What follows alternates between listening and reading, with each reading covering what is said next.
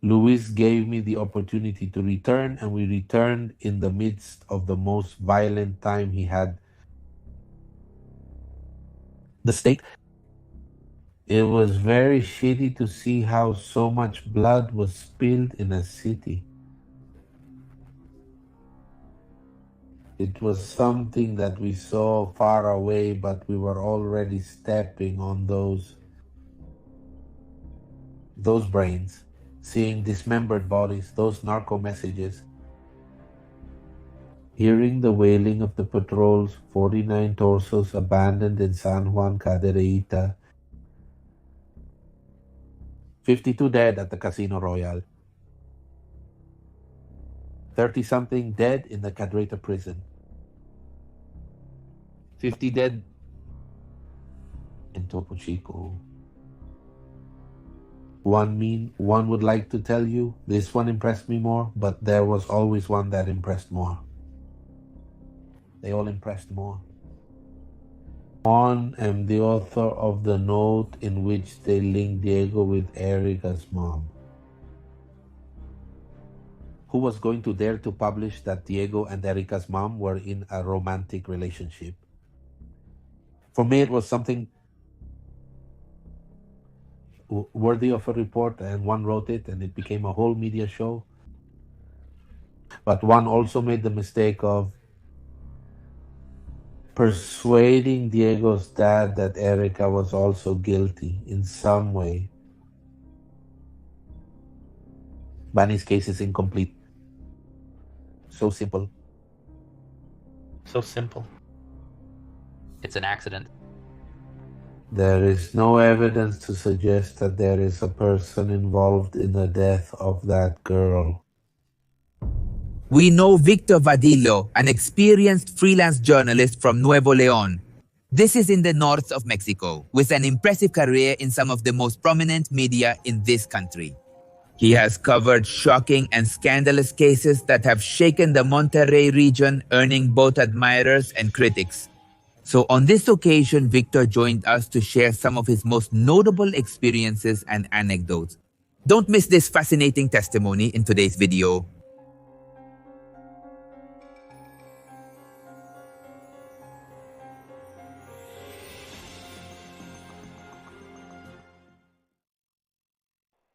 Apparently, the discovery of a woman murdered at this site.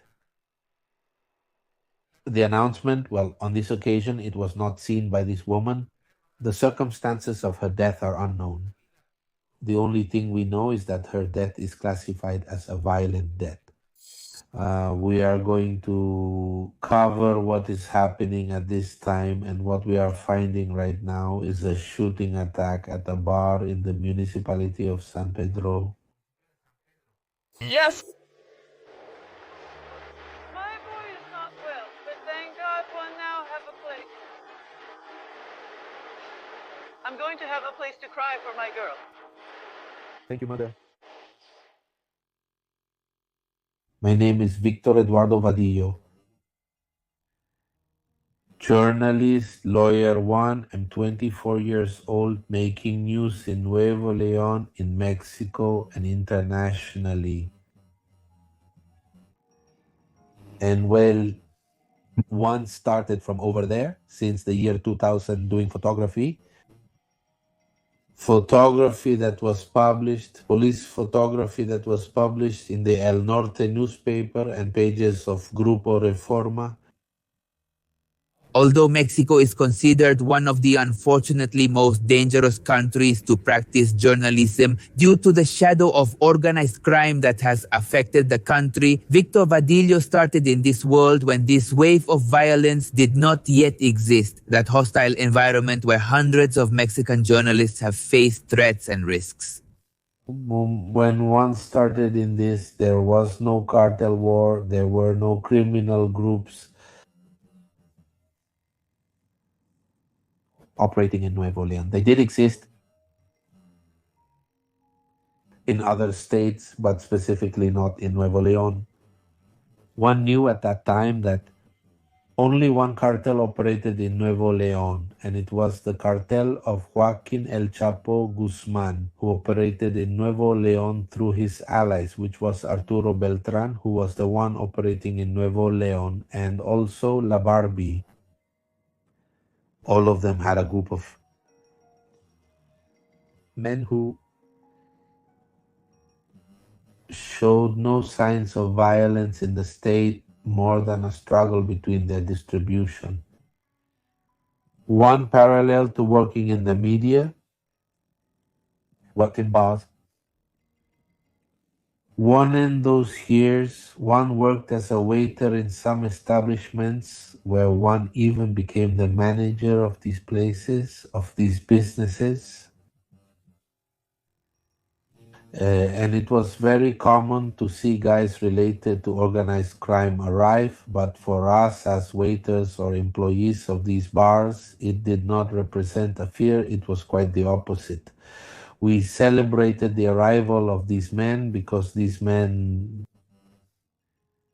contrary to what is experienced today in nightlife, it was a feast for us. They were guys that you knew were on the wrong path by the rude and crude way they spent money. One mean, they would arrive and ask you for a song and give you $50. It was a huge waste, and that gave us the guideline to know that we were working at those moments with people linked to criminal acts, because it was not common to see people spending such astronomical sums of money. There were people who would even close down the bars for their own consumption and spend what all the customers might have spent that night. There were even people who would come and close the bars with customers inside, paying for everyone's drinks. So when they arrived, we would sometimes take until the next day or even 2 days to get home, but we would arrive with bags full of money. And as the years went by and criminal groups began arriving in Nuevo Leon,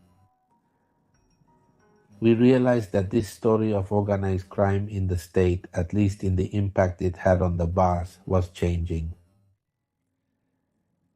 They no longer spend money in the bars. Now the arrival of the Zetas group, for example, the Gulf cartel caused the nightlife to be lost in the state to the point that the old neighborhood was paralyzed for a while. It was almost completely closed, but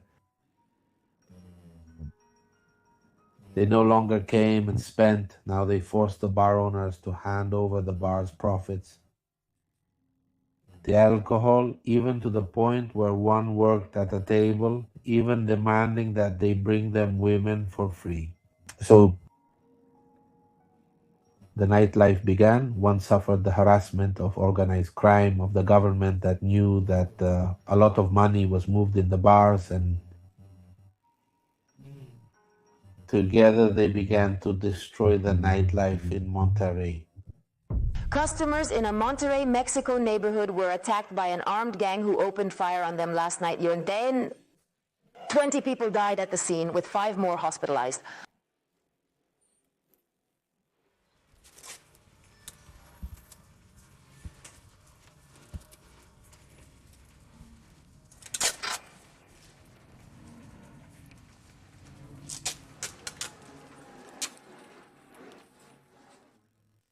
Well, when one arrived to cover the stories, one did it without knowing where one was going. One left the plant in 2004 to TV Azteca. Well, when one arrived at TV Azteca in 2004, there was no still that dispute, nor that war, nor that violence here in the state. It didn't exist. That fear in the citizen. There wasn't an open wound yet in the state about organized crime. One remember a lot that we were working. One had the night shift, and working on the night shift, we heard what was happening in Laredo, for example, in Reynosa.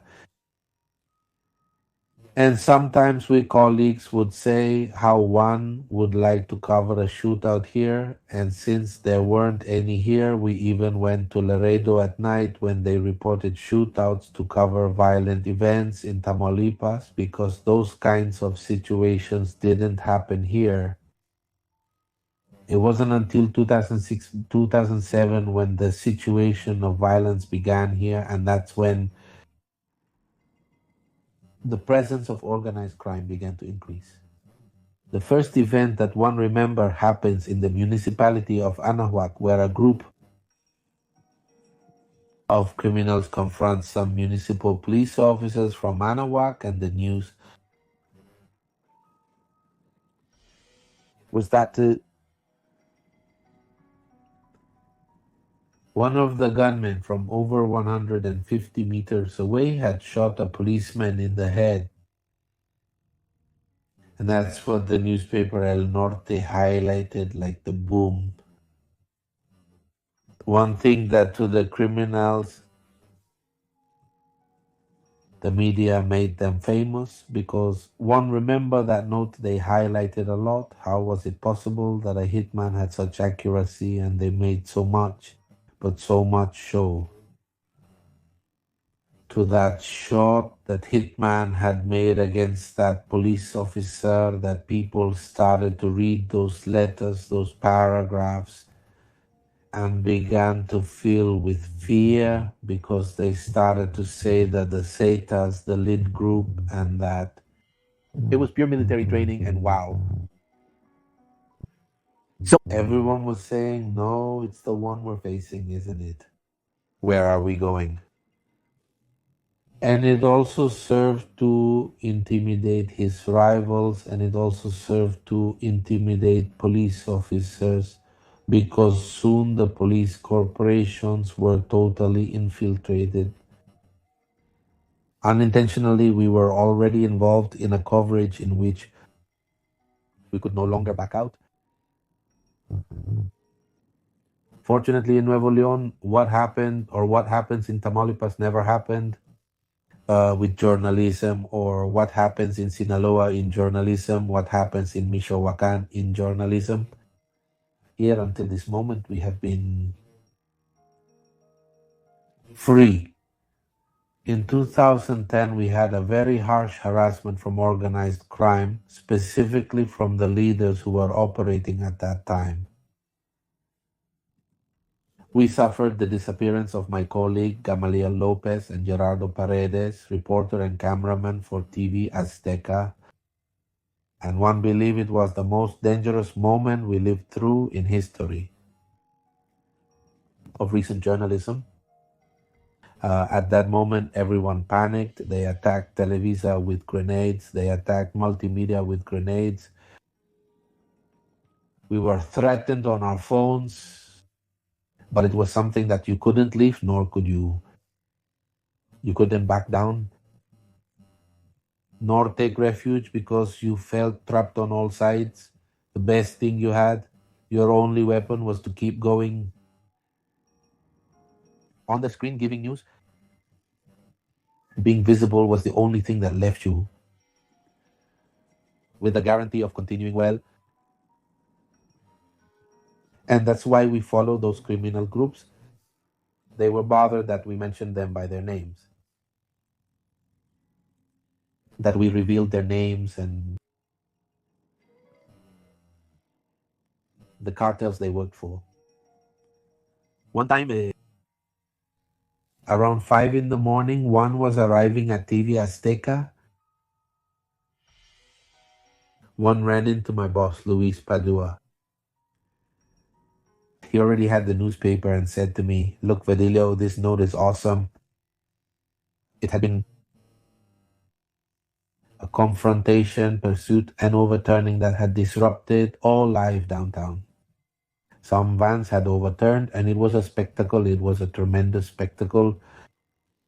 There had been a shootout all over downtown, but one van had overturned, and in that van, the newspaper El Norte said that the person on board was a character they called El Chelelo. So Luis tells me, give the report, dude. One grabbed the newspaper, read what El Norte has, and they put me on camera giving that report.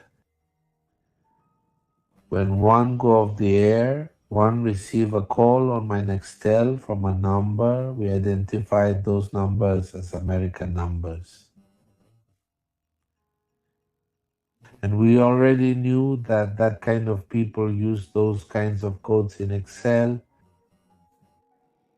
So it was hard for me to answer, but one decided to do it, and one answered, go ahead.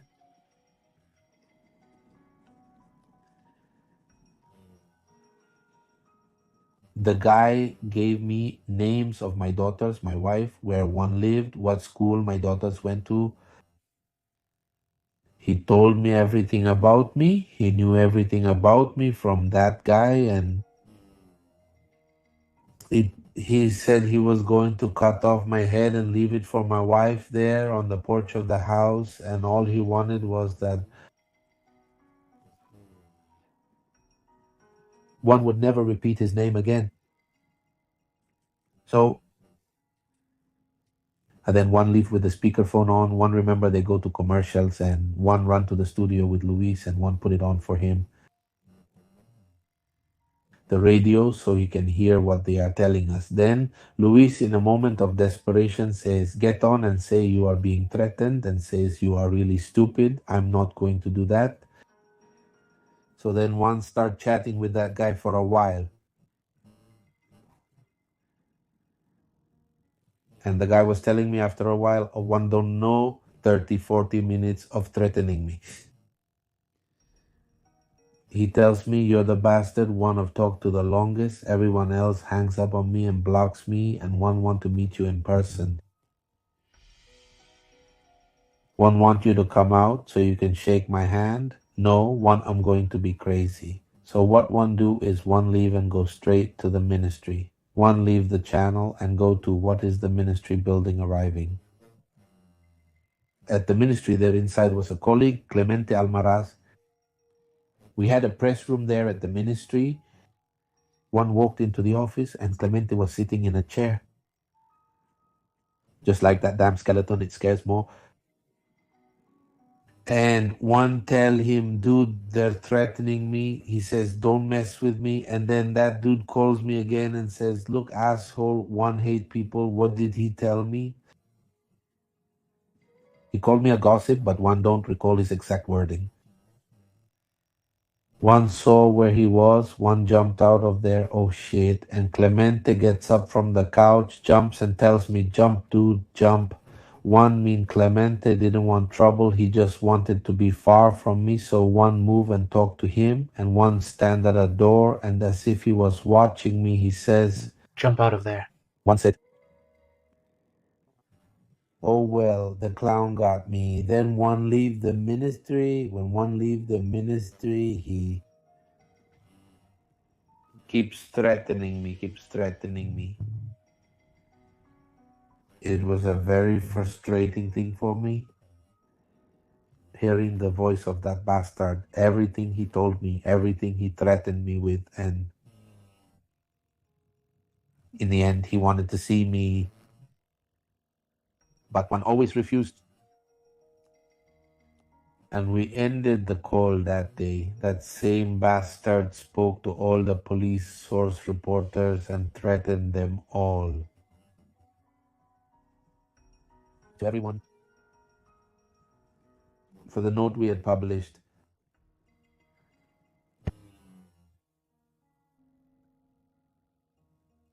As a result of that, we received security, but the security we had was so noticeable that one decided to tell the prosecutor that one was not comfortable with the security. One had that, please take it away from me. It seemed like one had put a spotlight on myself. And after many, many attempts, he decided to listen to me, and they took away my security. Later, that person was arrested.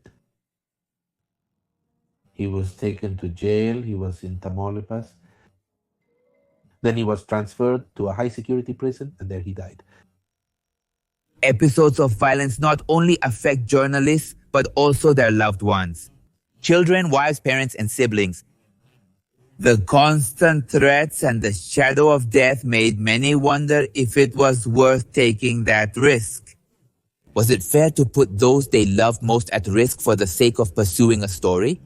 Doubt and fear loomed over the journalists' consciences, forcing them to question their duties and their commitment to the truth.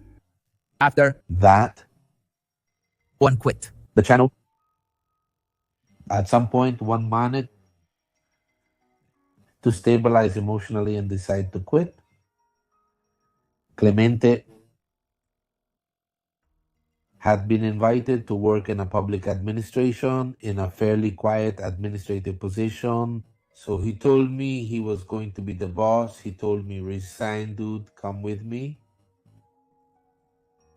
One didn't know anymore. Even he had already been threatened, resign, dude, come with me. And one resigned and went to the channel. One was there for a month. One went to work in the municipality of Guadalupe, but one was there for a month.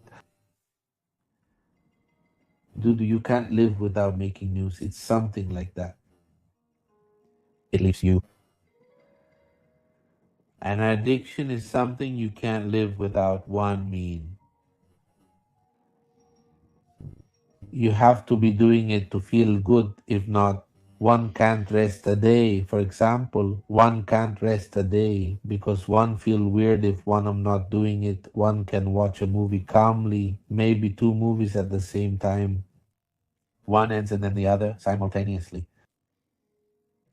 But after that, one need to go to my studio, check notes, write something, go out to see what one find.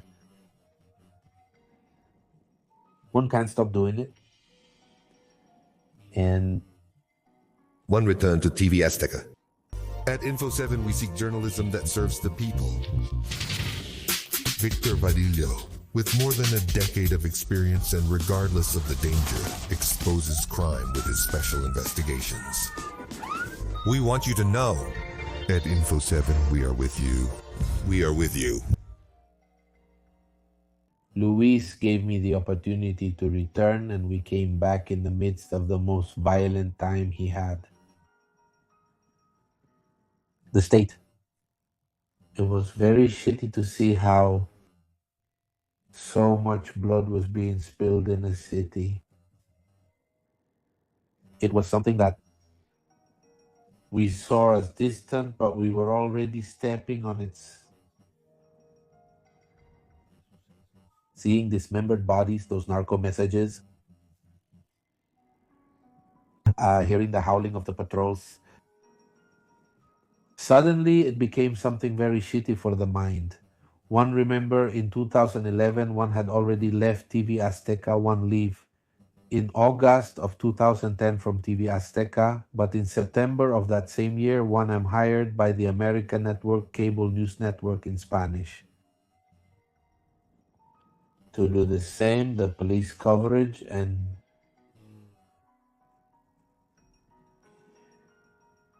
it was really shitty for me. One remember well one of the most violent days that one lived reporting that in a single shift one reported 32 people murdered. It was tough, really tough, because one went home. One took off my clothes, sat on the edge of the bed, and heard the wailing of the sirens in my head. And one couldn't get the noise out of my brain.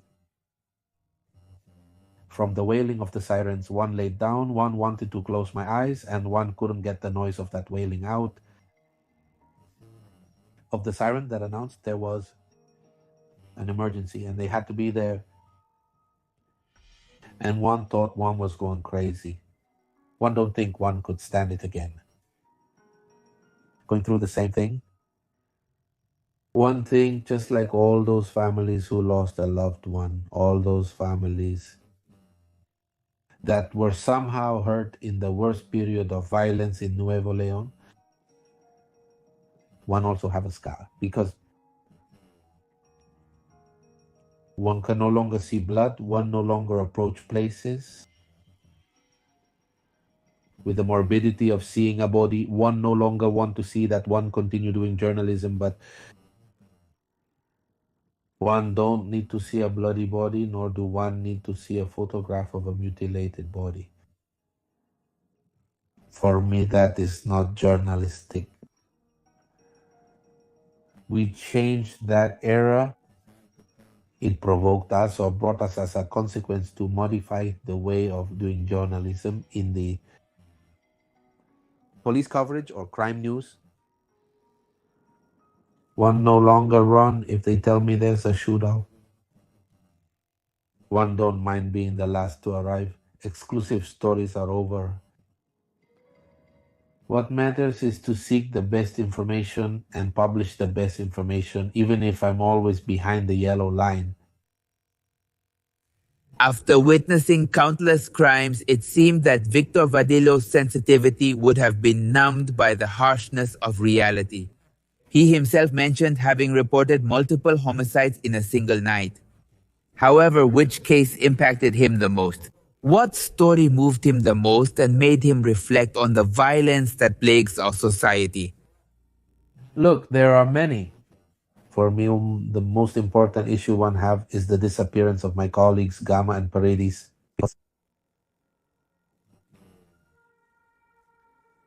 One must admit that in that time of violence, both police and reporters were co-opted, and someone provided all our information to organized crime because they knew everything about us. One thing we always worried about: who was the snitch? Who was the one selling all the information to organized crime? One thing that's one of the questions, doubts, and mysteries that most troubles all of us who lived through those years of violence, and of course they marked us. But in addition to the redhead, 49 abandoned torsos in San Juan Caderita, 52 dead at the Casino Royale, 30-something dead in the Caderita prison, 50 dead in Topo Chico. One would like to tell you, this one impressed me more, but there was always one that impressed more. They all impressed more. But the truth is that it was a time that, at least from my perspective, to the journalist who brags and says that nothing happened to him, well, he really didn't cover. He wasn't on the street. We who were on the street, it did happen to me.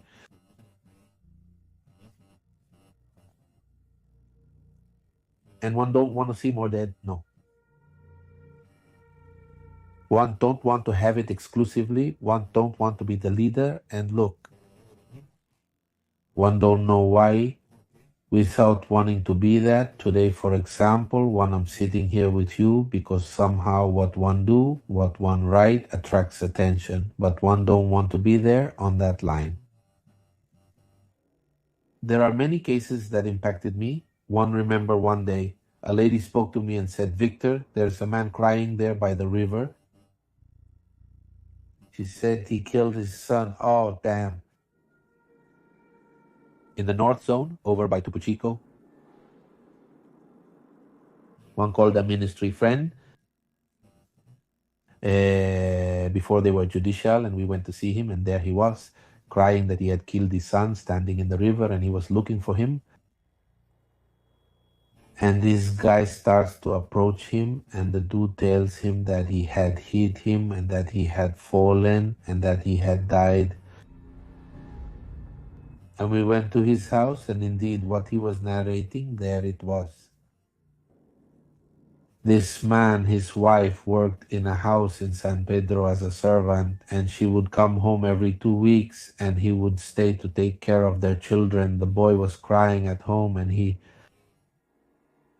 as punishment, he locked him in the bathroom to stop him from crying. When he gets desperate, he goes into the bathroom and hits him. The boy falls, hits the sink, falls to the floor, and stays there. He says asleep. He didn't cry anymore. Since he didn't cry anymore, he closed the door and went to do other things. He went again. He soon goes to the bathroom and finds him there. And he said because of the clown he carried him, he says there was a mattress in the yard, and that's where he laid him down on the mattress and covered him. He thought he had fallen asleep in the bathroom, but no, the blow had killed him. The boy didn't wake up the next day or the day after when he realized it smelled bad. Sadly, he carried him, wrapped him in that blanket, and went and threw him into the river. But remorse caught him. His wife was working at home and was not yet going to return. That is, nobody missed the boy. One explained, only he. And he missed him so much that the regret made him go out and scream like the weeping woman that he was missing his son. And unfortunately, one have to find him along with my cameraman, Victor Hugo Lujan, in the river, floating there by Pesqueria. Those stories that you say, why do they happen to you, dude? Because you have to live these stories. And well, they leave you marked. They leave you marked forever. There are so many and so many stories where you realize that the only difference between life and death is a second. A bad decision we make in a second takes your life away, and there's no turning back.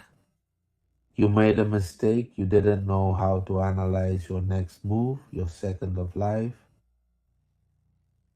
and you were gone. That's how fragile we are. Victor Badillo is a very well-known name in the media of this city, in the Regiomontano media. He has been responsible for bringing us the stories of the most shocking, media-driven, and scandalous cases. Nuevo Leon has witnessed utterly horrifying crimes, some of which still resonate in the words of the Regios, such as the famous case of the Casa de Cumbres, also known as the Diego Santoy case. It marked a before and after in the history of the city. The loss of two innocent children and the multiple theories that emerged put a lot of pressure on the media to find the culprit. In the midst of this whirlwind, then, Victor played a quite crucial role. He reveals that one of his journalistic notes triggered a domino effect in the Santoy case, radically changing the stance of many people. To learn more about this intriguing case, you can find multiple videos on my YouTube channel. Well, it's a case that for me is sad. Erica and Maria Fernanda were not guilty of any crime. They should not have died. But the state of Diego made him commit this kind of atrocious crime. One thing, it has been one of the crimes most horrible that society has had documented by the press, because there have been much more horrible crimes than those, but this particular crime marks me because of the media. It's a crime that became so media-centric that some, like me, made mistakes, and those mistakes are the ones that, well, made me tattoo that case to not forget that mistake one made. One made a mistake trying to find an exclusive, one was a kid, and one wanted it badly. To have the best grade. And without wanting to, one turned cruel story into a whole show, a spectacle. One am the author of the note in which they linked Diego with Erica's mom. Who was going to dare to publish that Diego and Erica's mom were in a romantic relationship? And for me, it was something worthy of a report, and Juan wrote it, and it became a whole media show. But Juan also made the mistake of persuading Diego's dad that Erica was also guilty in some way. Looking for my exclusive and having nothing else to write, Juan started talking to Diego's dad, Mr. Jose Manuel Santo and Plowells, and Juan asked him if he believes that Diego acted alone, that Diego was already arrested, he had just been arrested. And he tells me, yes, that he had spoken with his son and that he was regretful, that everything pointed out that yes, it had been, and Juan started telling the gentleman, no, but don't let that. Maybe Diego, out of love, is covering up for Erica. No, no, my son accepts all the responsibility. No, well, Emmanuel, don't allow that.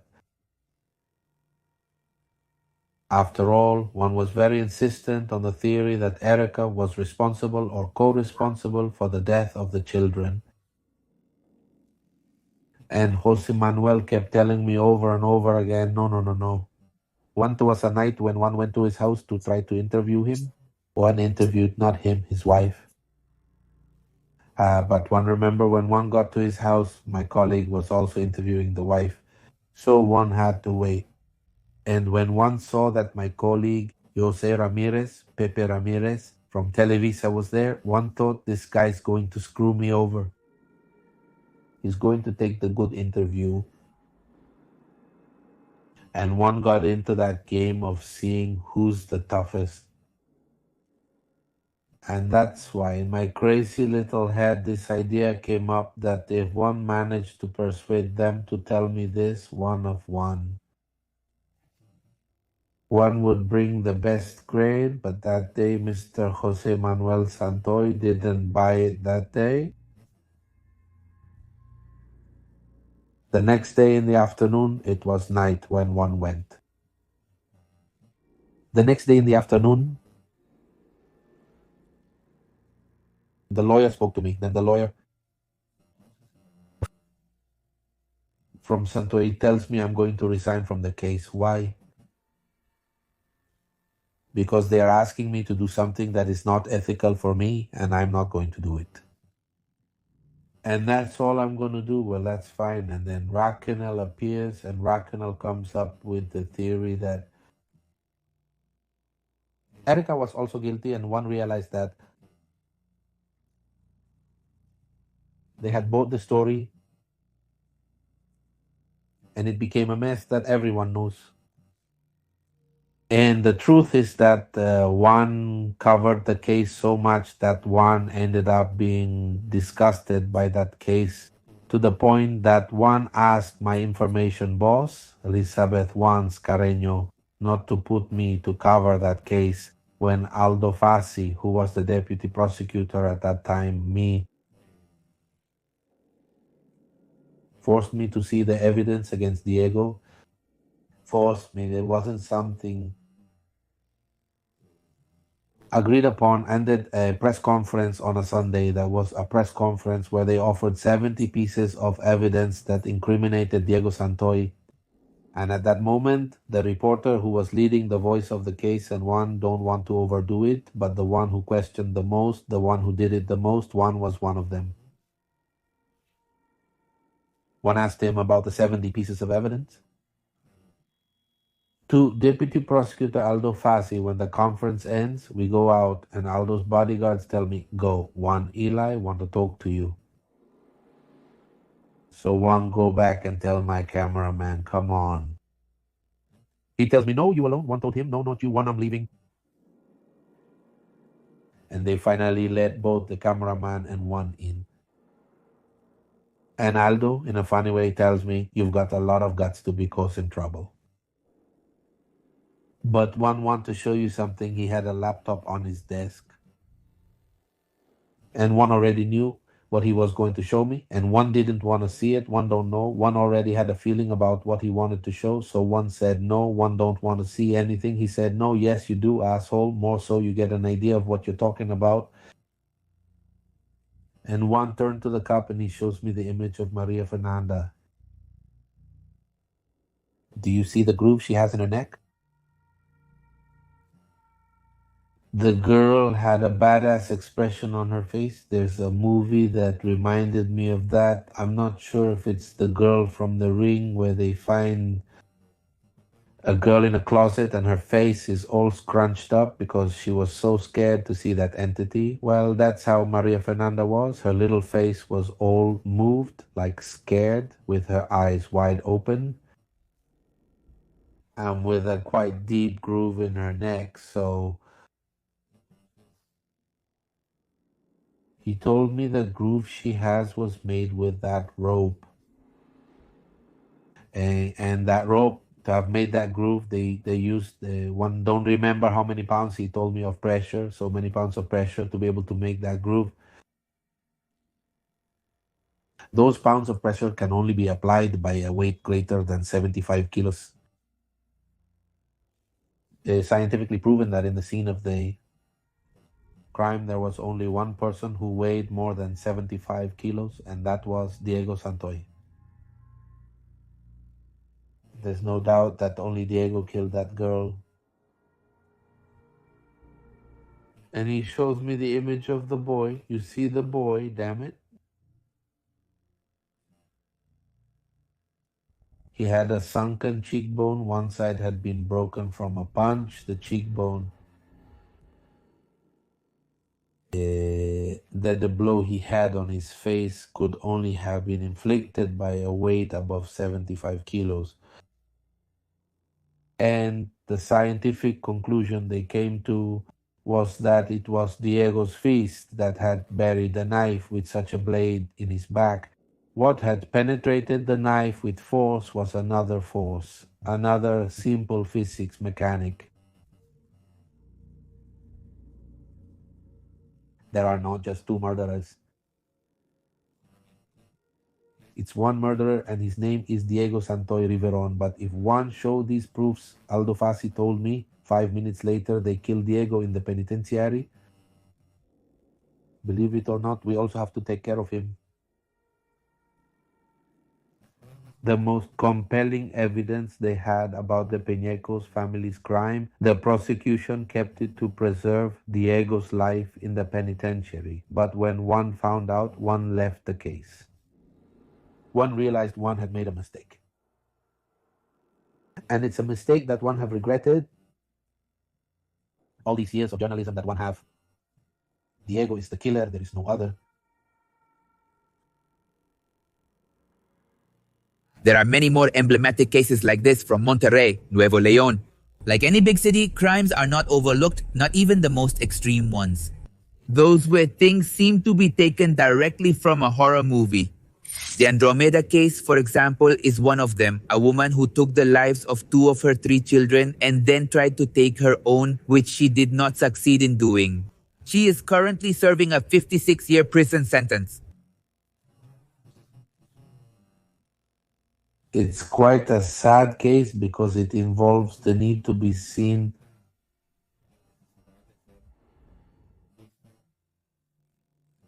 mental illness. Andromeda was a woman who suffered abuse at the hands of her husband at home. And in a moment of anxiety and weakness, she attacks her children. One thing, in the case of Andromeda, one would have focused more on the issue of mental health and all the warning signs she showed, which her family, who were her first line of support, did not see.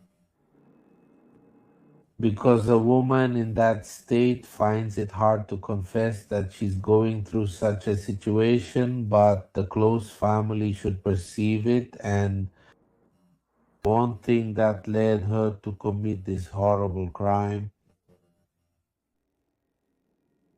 It's more on the side of mental health, what one see in that case, and a similar case happened in Salinas, Victoria.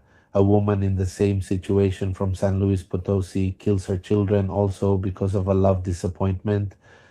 And it's sad because that woman didn't have a support network close by, but If we realize it could exist because there were neighbors, and of course the neighbors find out everything we do, and the network could have been woven there. The help network, emotional issues, mental health issues. I've said it a lot on my shows and I've said it a lot in my reports. Mental health at this moment is crucial for the state to address it. There are many, many, many cases of minds that are going through traumatic episodes of anxiety that lead to serious situations, like the case that happened in Juarez, the guy who had been annexed but was very angry because he had been annexed. When he manages to convince his mom to get him out, he was married, had children. When they get him out, he pretends in front of his mom that he was okay and goes to his house, manages to convince his mom that she helps him to get closer to his family. As soon as he approached his family, he killed them all and his father-in-law. And that's where the other topic comes in that I wanted to talk a lot about, which are the annexes. An addict taking care of another addict is nothing more than a time bomb. It can be done. It's impossible for an addict to take care of another addict because there isn't a cord, a guiding thread that leads them to health. They want to rehabilitate them by beating them up. If families really want to rehabilitate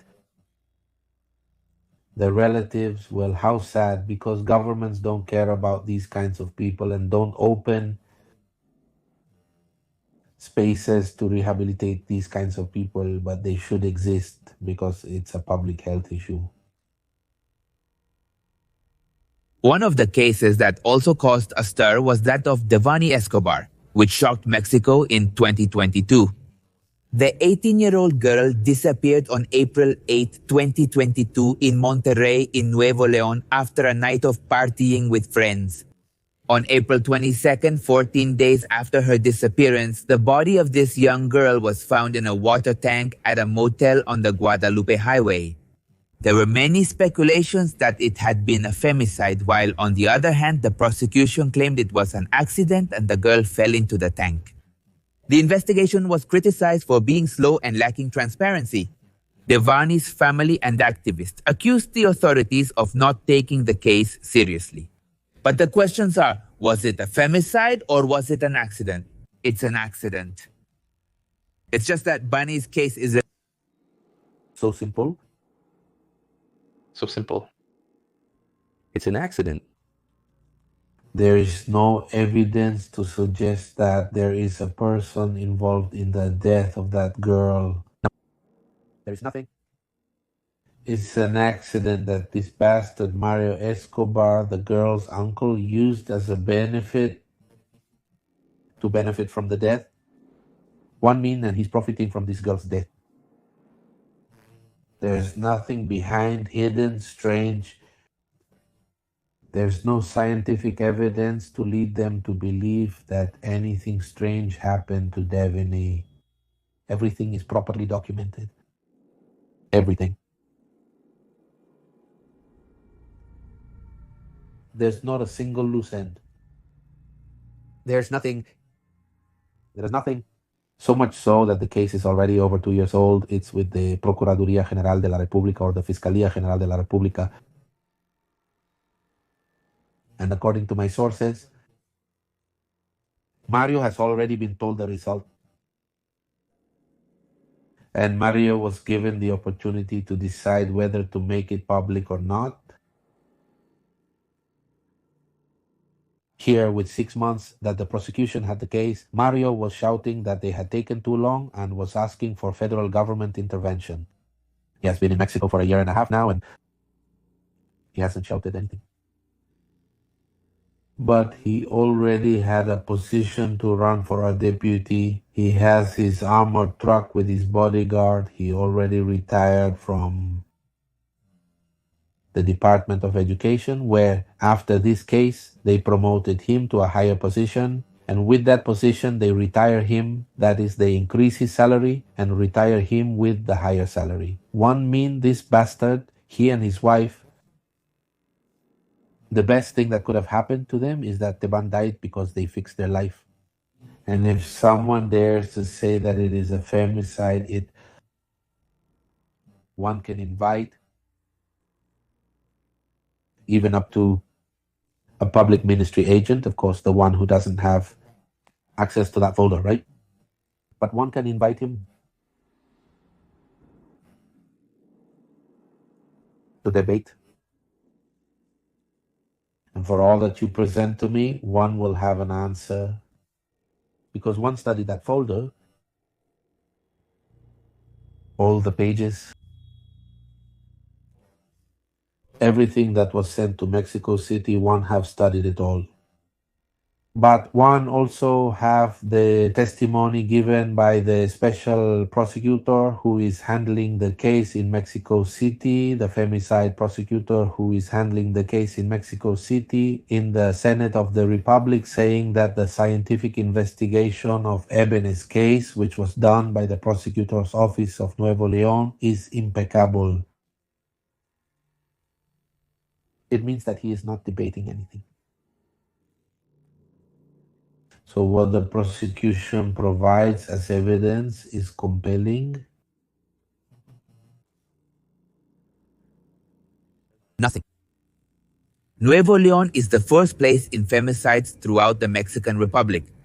38 cases registered from January to June 2024. The state also has a high incidence of attempted femicide, 183 reports in the same period. Hundreds of women go out to march so that the state does something with these numbers. And while Victor believes that Devani was not a femicide or was not a femicide, that has not changed the fact that these types of actions are a very bitter reality and that these numbers should concern us. And we also have to take actions, such as the case, for example, of Maria Fernanda, one of the many that had the media's focus for several days. That is a femicide. That is a femicide. What is the difference between Maria Fernanda and Devani? What happened to Maria Fernanda? Well, what really impacts people's opinion at that time is that society was coming from the Maria Fernanda case. Maria Fernanda is a girl from an upper middle class who gets involved with an ex-partner with whom she had gone out to supposedly help him buy a car. She doesn't come back, nothing is heard from her again, but her dad started to investigate. And it's her dad who gets her phone records and ends up at an address in Jardines de Santa Rosa in Apuraca. Her dad warns the police that her cell phone is pinging at that address, but the police, the detectives, do nothing. It was 3 or 4 days later that the dad insists on the address, and the prosecutor's office decides to enter that place, and they find the body of his daughter in that house, lifeless. But the guy the dad points out is interviewed, is arrested by the prosecution, brought to testify, and is released. The man had scratches, had injuries on his body, and the expert examination they do on fluids and everything takes time. And they release him. The prosecution made the mistake of not listening to the dad. That outrage makes the mistake of not holding this man for longer. But remember that the law is the law. Oh, there was no solid argument at that time to detain him. They had to release him. Of course, they had him located, so much so that when he does more, the experts of the blood chemistry that all these imaging experts did, of the line layouts, everything that the experts did matches with that man, they immediately went for him. But he had already caused a wear and tear in society by saying that the prosecution had gone overboard with the dad. The time of death of Maria Fernanda is not clear, but perhaps if they had acted quickly, they would have found her badly injured. And one don't know what would have happened afterwards, but the protocol to which the prosecution was limited caused a wear and tear, an irritation. People were pissed off with the prosecution because they had not listened to them. To the dad, they had just arrested this man when the Ebony case exploded. People with the Ebony case, before anything else, already hated the prosecution, which, by the way, also made many mistakes in that case. And it's true, the Attorney General had to leave, but the Deputy Prosecutor, the prosecutor for femicides, not just the one for anti-kidnapping or the one for search people, the one for missing people, should have also left. All of them should have left because they made mistakes. Do you know when they reviewed the hotel camera footage? Until the day the body appeared. No way, how is it possible that having all the videos there, they never realized where it was? They checked it only when the body appeared? Journalism is a fundamental profession in a society as it is responsible for informing and keeping citizens informed about the events and decisions that affect their life and their environment. In Mexico, unfortunately, journalists have been persecuted for delving into the thorny issues of organized crime. Even so, their work is important, although it is also quite criticized. That the art of communicating is important. It's important to have a sense of what we're experiencing. One don't want to call it something that we have to use philosophy for. Rather,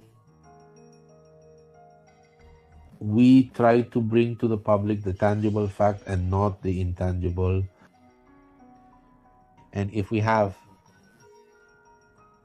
the experiences, for example, one decided, in my experience with the Santoy case, one decided not to cover the case of this girl from Vale.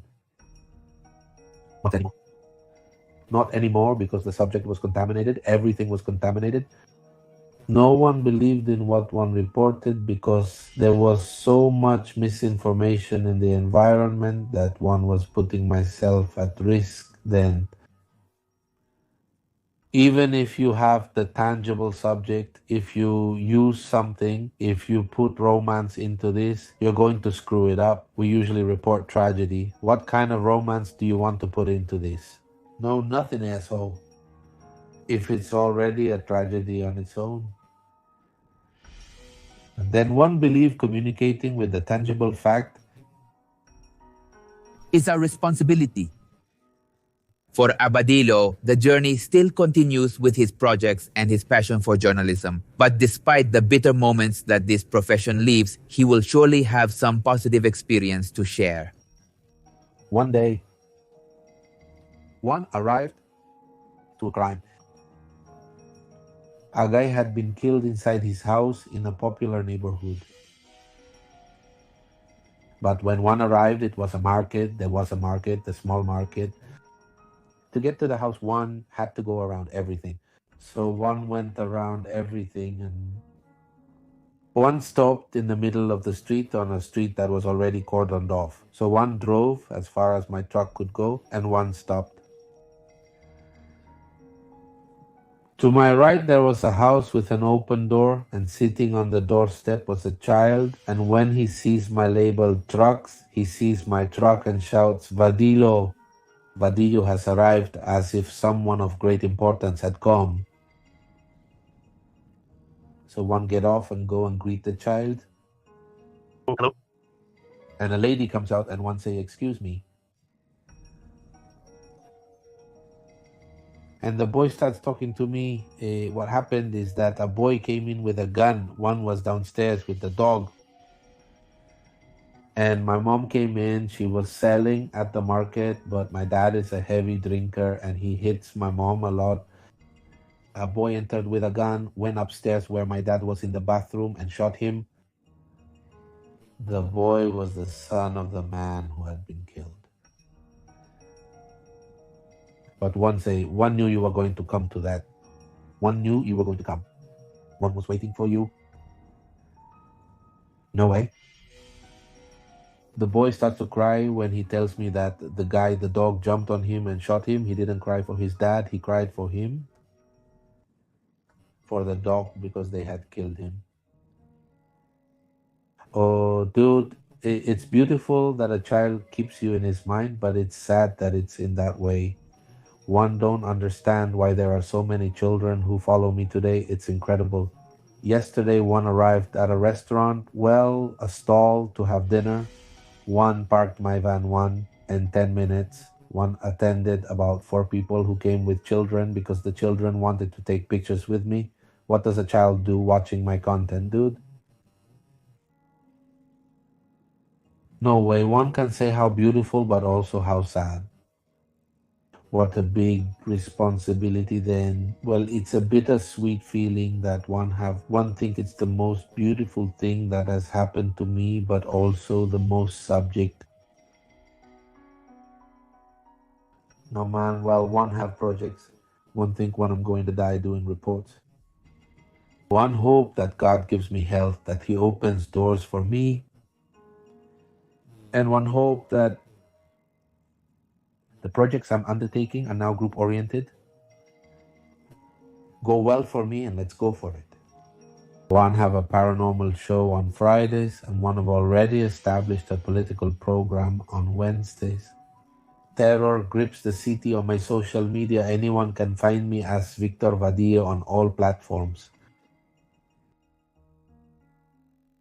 Remember that every Monday an interview is uploaded, and if you have a story you would like to tell, you can send me an email to coreo@pepemisterio.com.mx, or if not, write to me on Instagram, which is Pepe Misterio 1010, and in the last case, there's Facebook where you can find me as Pepe Misterio.